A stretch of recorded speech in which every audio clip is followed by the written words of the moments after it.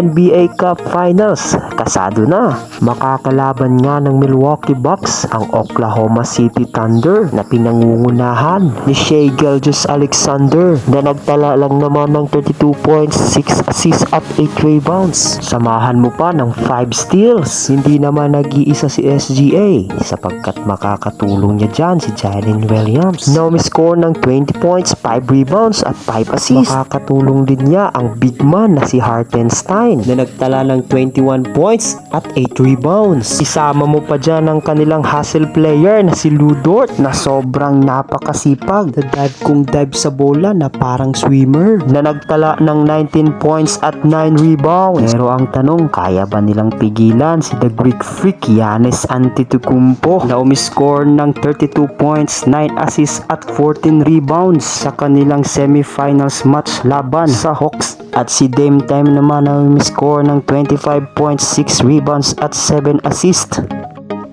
Kakayanin kaya ng batang team na Oklahoma City Thunder ang Milwaukee Bucks? Panoorin natin kung sino ang magkakampyon sa NBA Cup at mag-uuwi ng tig 500,000 per players. At kung nagustuhan ninyo ang ating video ay paki-like, share and subscribe.